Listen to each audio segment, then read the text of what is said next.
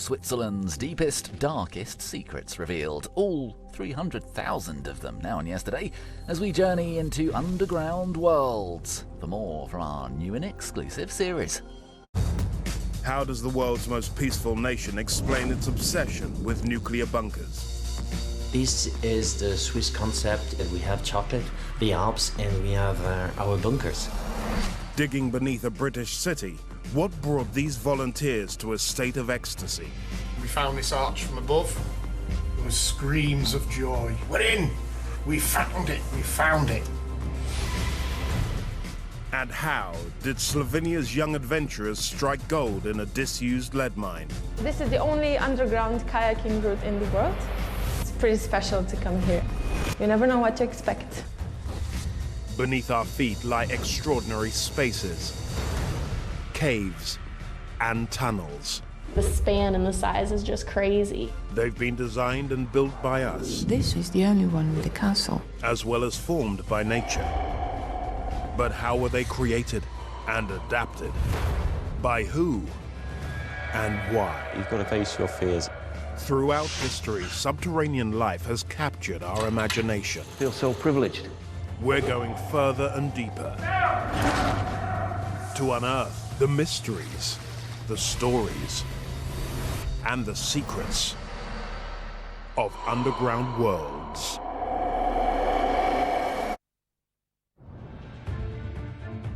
Liverpool, the historic and powerful trading port in the northwest of England. Iconic buildings line the waterfront of a city steeped in maritime history. In the east of the city, beneath the streets of Edge Hill, lies an underground world that's shrouded in mystery. Like the span and the size is just crazy. But how did it get here? Finally reached the bottom and found ourselves 60 feet below ground. And who built it?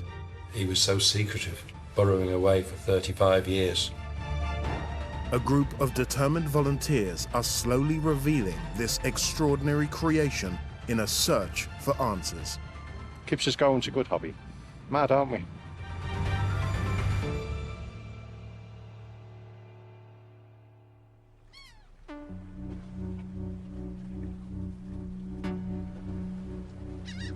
For 20 years, volunteer coordinator Chris Isles has been fascinated with the labyrinth of tunnels built by 19th century businessman Joseph Williamson.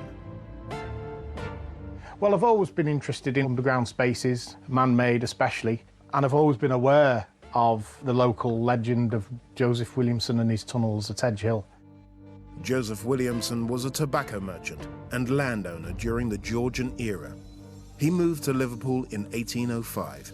People called him the King of Edge Hill or even the Mole of Edge Hill, and I remember being intrigued by it and wanting to know more.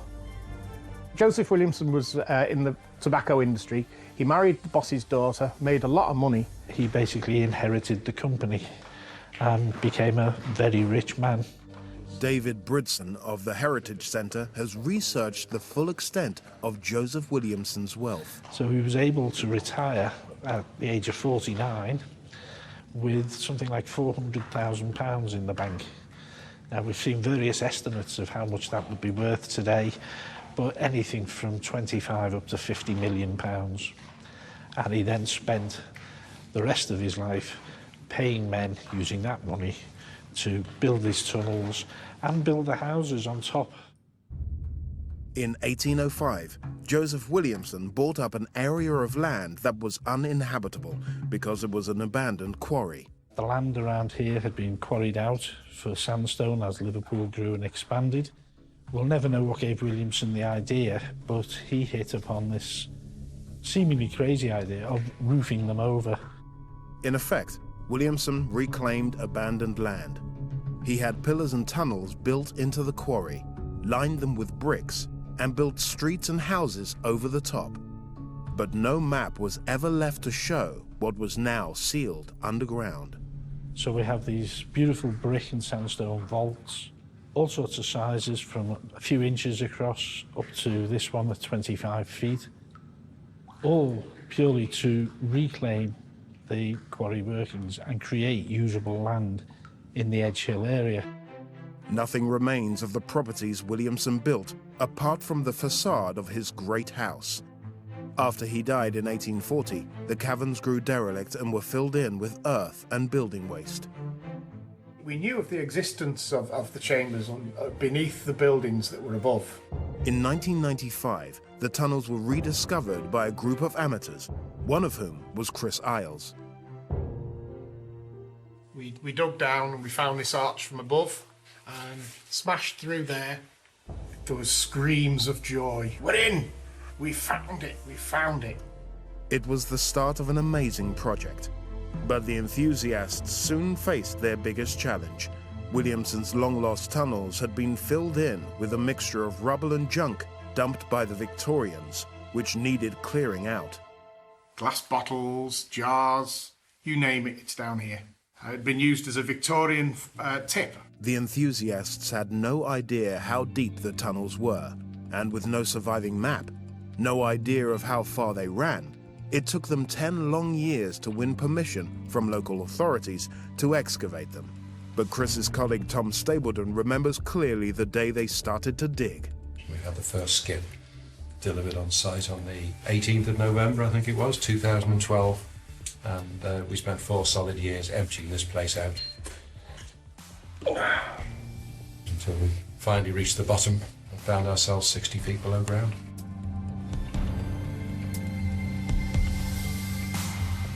There was spoil piled right up to the roof, virtually, to the end of that chamber. You couldn't have climbed over the top of it, and we had no idea what was beyond. In among the spoils, the volunteers were excited to discover treasures from the Victorian and Edwardian eras. One of the things I always pick on is that little mug there.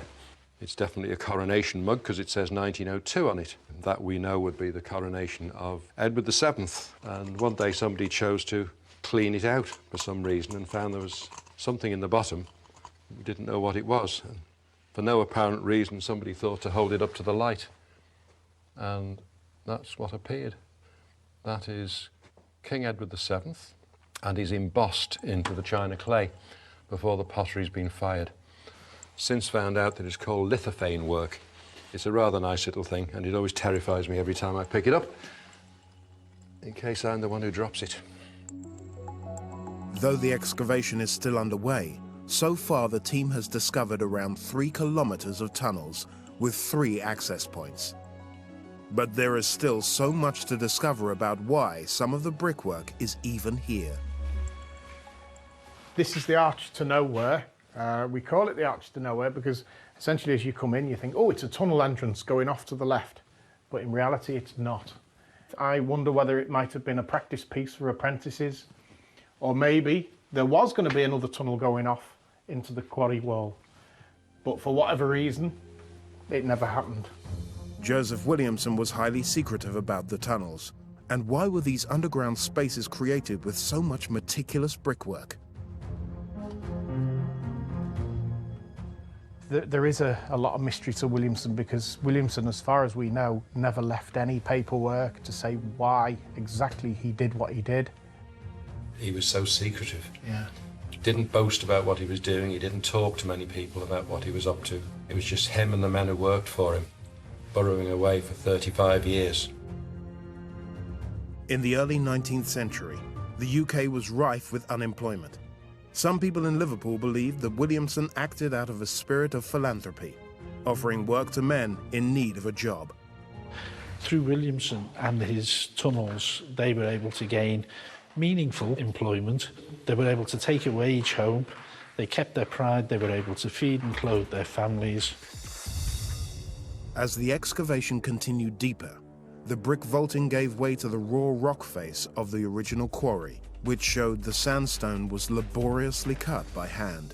You can see in certain places where the men have been hacking out with the hammer and chisel. And you can see it goes in different directions. That could be somebody who was left or right-handed doing the different angle. It took the volunteers 4 years to clear out the northern section of the tunnels beneath an area known as Paddington. In 2016, they reached the bottom. I'm standing at about 60 feet below ground level here. By the time we finished, it felt like a brilliant achievement to have emptied this place out. At the same time, for all of us, there was a serious disappointment that we didn't find any tunnels leading off this, which we hoped would have connected up with the rest of the Williamson Tunnels system. But their disappointment was short-lived. Just around the corner stand the remains of the house where Williamson lived with his wife, Elizabeth. The volunteers have made some tantalizing discoveries beneath it. This is Williamson's house, or what's left of Williamson's house. It's the last remaining above-ground structure that was built by Williamson that we know of. We've been uncovering what's below ground because there's nothing left above ground to be seen. Well, I think the thing that I found interesting was finding the 4 fireplaces complete with their ranges, and of course finding stone-carved skirting board as well, which shows that you are inside his house. Beneath the cellar, they discovered a great void. No one knows what it was used for, but the volunteers have given it a nickname. This is the banqueting hall. Williamson's had his men quarry out all the stone from this chamber. He's used the stone for building, and then he's vaulted over it with this lovely brick archway, and then he's built his own 3-storey house right on top of it. Each week, around 20 volunteers work here across the site. One of them is a recent arrival to Liverpool, an American, Caitlin McGann. It started because I was like, oh, it's just archaeology I can go do, but now it's just like, this is my favorite place. These people are like family, so it's just kind of like coming to hang out every Sunday and Wednesday with all my friends digging in tunnels. The first time I went down there, it was just dirt. There was just dirt everywhere. That's all it was. There was nothing else. And then each time I went down, it was just like, whoa, like the walls are starting to show up. And then we were like, we found the floor. And then we were like, there isn't a floor because now we have this new tunnel coming out. And so every time it's just like this, like the span and the size is just crazy. The newest area of the tunnels to be discovered was found behind a brick wall. Volunteers on their hands and knees with buckets and shovels are here today to remove more soil. We've just come along to try and uncover the mystery of why he did them, why he dug them, and where they go to. So it keeps us digging. Every weekend or every week I'm here, there's always something new to find. Because he's left no plans, there's no designs. This is the only part of his house that's still standing. And we're here most weeks and it keeps us going. It's a good hobby. Mad, aren't we? Well, I think we're in the start of a much bigger tunnel. But at the moment, we're right up in the roof of it. If this is the big tunnel, there may be another 35 foot to go down here.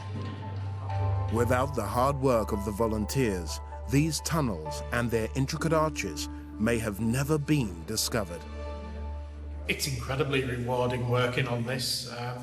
The tunnels are so unique. We just want to see as many of these tunnels as possible made accessible for the people of Liverpool and everybody from all over the world to come and view them. It's incredibly important to carry this on. Unearthing these phenomenal tunnels, the volunteers have opened the door to another world. Each week I come, we don't know what we're gonna find. We could find a new tunnel. We could find a new bricked in area of a room with tons of finds in it. You just never know, so that's what's so exciting. There's a lot going on, a lot more to find. We sometimes joke that somewhere buried there is a big trunk full of all of Williamson's papers. But at the same time, it's the fact that we have so little information that's so intriguing. And I think for most of us, it's what drives us on to keep looking for answers. The enthusiasts working hard underground to discover the truth, and the citizens of Liverpool above them, may never really understand the enigma of Joseph Williamson and his tunnels.